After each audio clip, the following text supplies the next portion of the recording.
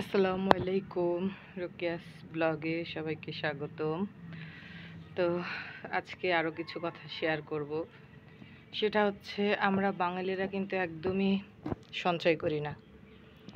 সঞ্চয় না করলে যে সমস্যাগুলোর সম্মুখীন হই আমরা, সেটা হচ্ছে যখন আমাদের হাতে টাকা আসে আমরা অজস্র বা প্রচুর টাকা পয়সা খরচ করি। যখন প্রয়োজন হয় তখন কি করি, আমরা মানুষের কাছে ঋণ করি।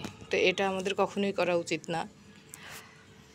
বিশিষ্ট বা যারা অর্থনীতিবিদ আছেন তারা বলেন যে তোমরা যদি একটা আইফোন কিনতে চাও, তোমার কাছে যেন আরও 2টা আইফোনের টাকা জমা থাকে।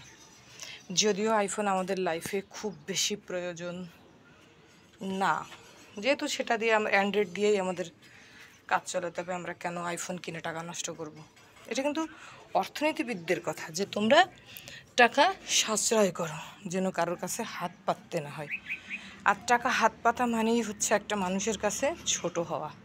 এই সুবানা পাখি, হ্যাঁ, তো আমরা আশা করব যে আমরা কিছু কিছু সঞ্চয় করি। উনি বলছে সঞ্চয় কী করে করবো, অনেক আছে অনেক দরিদ্র। হ্যাঁ, ওর থেকেই সঞ্চয় করতে হবে। আপনি যে টাকাটা স্যালারি পাবেন তার থেকে 20% টাকা আপনি সাথে সাথেই সরাই ফেলবেন, মনে করবেন এটা আমি পাই নাই, এবং বাকি টাকাটা দিয়ে আপনি চলবেন। না হলে হবে না। কারণ সঞ্চয় না করলে আপনার মাস শেষে, বছর শেষে কোনো একটা সমস্যা, কোনো একটা ইসে আপনার কিন্তু হাত পাততে পারে। আর আপনি সঞ্চয় যখন বছরে একটা কিছু সঞ্চয় করেন, সেটা একটা জায়গায় রেখে দিলেন, আবার কিছু সঞ্চয় করলেন, একটু একটু করে খরচ করলেন। আর যদি কোনো সময় খুব বেশি বিপদে পড়েন, তখন সেই টাকাটা আপনার কাজে আসবে। কিন্তু আপনি যদি অল্প স্বল্প কোনো সমস্যায় টাকাটা বের করে খরচ করে ফেলেন, তাহলে কিন্তু আপনার সঞ্চয় হলো না। সঞ্চয় করতে গেলে দীর্ঘমেয়াদীভাবে করতে হবে, এবং এই টাকাটা আপনার বৃদ্ধ বয়সে আপনার কাজে লাগবে। কারণ এখন দেখেন, কয়টা মানুষ তার বাবা মাকে ঠিকমতো ভরণ পোষণ দেয়, আর কয়টা মানুষ মানে করে, সবাই কিন্তু সবার টাকা দিয়ে চলে।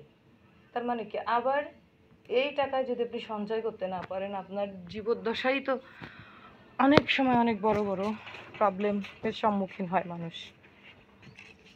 তখন বিপদে পড়তে হয়, মানুষের কাছে ঋণ চাইতে হয়। তাই এই জন্য সঞ্চয় কিন্তু আমাদের জীবনে প্রচুর একটা এফেক্ট ফেলে জীবনে। তো আর একটা কি, যে আমরা যে বসে থাকি, অনেকে আছে কি একবেলা কাজ করে, একবেলা শুয়ে বসে থাকে না। ছেলেরা যদি চেষ্টা করে না আমরা আরও কিছু করি, মেয়েরা যদি ঘরে বসে কিছু চেষ্টা করে, মেয়েদের রান্নাবান্নার পরে যে আমরা কিছু শেখার চেষ্টা করি, কিছু আর্নিং করার চেষ্টা করি, তাহলে কী হলো, নিজের হাতটা শক্ত হইলো, মজবুত হইলো। সে বাবার বাড়ি গেলেও তার একটা সম্মান থাকলো, সে নিজে টাকা খরচ করতে পারবে, তারপরে বাচ্চাদের জন্য কিছু খরচ করতে পারবে, সেও সেভিংস করবে। সে যে ইনকাম করার পর সব খরচ করবে এটাও না, সে সংসারেও কিছু খরচ করবে, সেভিংসও করবে। ঠিক আছে, সেভিংস কিন্তু আমাদের জীবনে প্রচুর এফেক্ট ফেলে। আসলে আমার ফ্যামিলির কথা যদি আমি বলি,